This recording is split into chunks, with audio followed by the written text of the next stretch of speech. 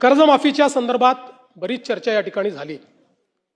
पहिल्यांदा तर अध्यक्ष महोदय, आपल्याला याची कल्पना आहे की कर्जमाफी हा एक परिस्थितीची आवश्यकता म्हणून आपण करतो।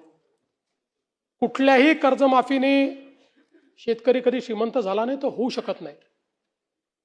पण त्यावेळी शेतकऱ्याला क्रेडिटवर्दी बनवायचं, जेणेकरून त्याला सावकाराकडे जावं लागणार नाही, हे एक महत्त्वाचं उद्दिष्ट आपल्या कर्जमाफीचं असतं। आणि मी पुन्हा एकदा सांगतो की आम्ही विधानसभेच्या निवडणुकीच्या वेळी हा शब्द दिला होता, आम्ही कर्जमाफी करू। खरं म्हणजे आम्ही 2029 पर्यंत थांबू शकलो असतो, कारण सगळ्या निवडणुका जिंकलो आहेत आम्ही, कुठल्या निवडणुका बाकी नाही आहेत। पण आम्ही तसं केलं नाही। आम्ही ठरवलं की शेतकरी अडचणीत असेल तर त्याला कर्जमाफी दिली पाहिजे, आणि कर्जमाफीचा निर्णय आपल्या सरकारने केला। आता याच्यामध्ये आपण काय काय केलं तर कर्जमाफी असेल, एकवेळ समझोता असेल, प्रोत्साहनपर लाभ असेल। खरं म्हणजे एक गोष्ट मला अजून लक्षात आणून दिली पाहिजे की या कर्जमाफीच्या व्यतिरिक्त दरवर्षी हे सरकार आहे महायुतीचं 25,000 कोटी रुपये वीज माफीची देतं शेतकऱ्यांना। 25,000 कोटी रुपये दरवर्षी हे पैसे भरावे लागतात, हे माफ नाही होत, हे भरावे लागतात दरवर्षी।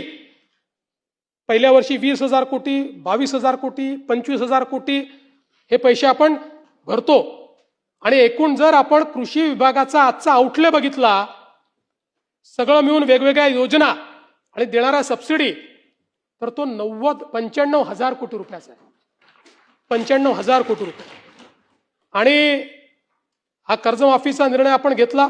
आपण राष्ट्रीयकृत बँका, व्यापारी बँका, खाजगी बँका, जिल्हा मध्यवर्ती सहकारी बँक सगळ्यांची बैठक घेतली, आणि या ठिकाणी त्याच्या आधारावर सगळा डेटा घेतला, आणि त्यानंतर मिळालेल्या माहितीच्या आधारावर पुण्यश्लोक अहिल्यादेवी होळकर शेतकरी कर्जमुक्ती योजना आपण तयार केली।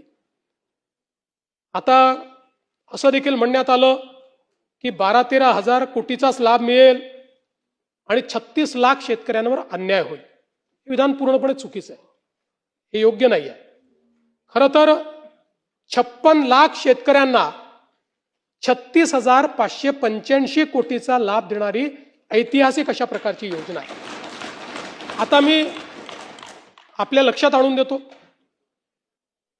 आपल्या काळामध्ये महात्मा ज्योतिराव फुले शेतकरी कर्जमुक्ती योजना तयार झाली होती। यामध्ये केवळ अल्पमुदत पीक कर्ज आणि पुनर्गठित कर्जासाठी 2 लाख रुपयापर्यंत ही योजना तयार केली होती। मात्र पुण्यश्लोक अहिल्यादेवी होळकर मध्ये आपण 2 लाखापेक्षा जास्तही ज्यांची थकबाकी आहे त्यांनाही 2 लाखापर्यंत देतोय। आपल्या योजनेत 2 लाखावर 1 रुपया जरी वर असेल तरी त्याला कर्जमाफी मिळालेली नाही। इथे 2 लाखाच्या वर असेल तरी त्याला आपण ती कर्जमाफी देणार आहोत। आणि आपण जर बघितलं तर महात्मा ज्योतिराव फुले शेतकरी कर्जमाफी योजना जी आहे, याच्यामध्ये 32 लाख शेतकऱ्यांना त्या ठिकाणी लाभ मिळाला होता। त्यापैकी बहुतांश शेतकऱ्यांनी पुन्हा कर्ज भरलेलं आहे, काही शेतकऱ्यांनी भरलेलं नाही।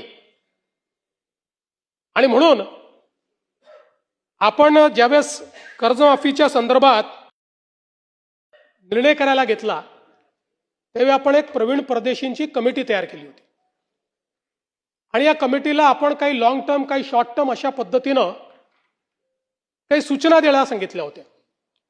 त्यामध्ये सूचना देत असताना काही लॉंग टर्मच्या दिल्या, काही शॉर्ट टर्मच्या दिल्या, पण एक गोष्ट प्रकर्षाने त्यांनी मांडली। खरं म्हणजे बोलताना रोहितजींच्या ते लक्षात आलं नाही, ते असं म्हणाले की नैतिकतेवर शेतकऱ्यांच्या प्रश्न नैतिकतेवर नाही, त्यांनी त्या ठिकाणी जे मांडलं आहे, महाराष्ट्र एकमेव राज्य आहे की ज्या राज्यामध्ये 17 मध्ये कर्जमाफी, 20 मध्ये कर्जमाफी, 26 मध्ये कर्जमाफी, असं कुठेच झालं नाही। त्यांनी चिंताही मांडलेली आहे की बँकिंग सिस्टीमचं काय होईल। बँकेमध्ये कर्ज परत करण्याची जर म्हणजे असं एक शेतकरी प्रामाणिकच आहे, पण जर माहिती आहे की दरवर्षी सरकार करणारच आहे, तर मग वाट पाहतो माणूस, कशाला भरायचं बाबा कर्ज, खरंच करतायत का हे. आणि म्हणून त्यांनी इन्स्टन्सेस मांडले आहेत की कशा पद्धतीनं बँकांची परिस्थिती खराब होते. आणि म्हणून त्यांनी हे सांगितलं की काहीतरी डिस्टन्स ठेवा. ज्या लोकांनी कर्जमाफी मिळवली आत्ता नुकतीच किंवा मागच्या कर्जमाफी योजनेत, त्या लोकांना जर पुन्हा कर्जमाफी त्यातले जर काही झाले असतील तर त्या ठिकाणी तुम्ही एक विविक्षित रक्कम त्याकरता भरा. पहिल्यांदा तर त्यांनी सांगितलं की तुम्ही त्यांना घेऊच नका, नाहीतर बँकिंग सिस्टीम कोलॅप्स होईल. पण मग त्यांनी सांगितलं की विविक्षित रक्कम भरा, काही रक्कम त्यांना भरू द्या, म्हणजे मग या ठिकाणी बँकिंग सिस्टीम चालेल. आता मुश्रीफ साहेब या ठिकाणी आहेत. मुश्रीफ साहेब आमच्या मंत्रिमंडळाच्या बैठकीत रोज सांगायचे की लवकर तारीख घोषित करा, कोणी कर्जच भरत नाही. आमच्या कोल्हापूर बँकेमध्ये रेग्युलर कर्ज भरणारे लोक होते, पण कोणी कर्जच भरत नाहीये. तारीख घोषित झाली, बरोबर भरले सगळ्यांनी, नंतरच्या लोकांनी कर्ज, आणि पुन्हा त्या बँकेची परिस्थिती. आज तुम्ही बघा, नागपूरची आमची बँक 90% नागपूरची बँक मागच्या घोटाळ्यात बुडली. आज शेतकऱ्यांच्या तुलनेत सगळ्यात कमी जर कर्ज कुठे मिळत असेल तर ते नागपुरात मिळतं, कारण बँक नाहीये. जिथे जिथे बँका बुडल्या त्या त्या ठिकाणी ही परिस्थिती तयार झाली.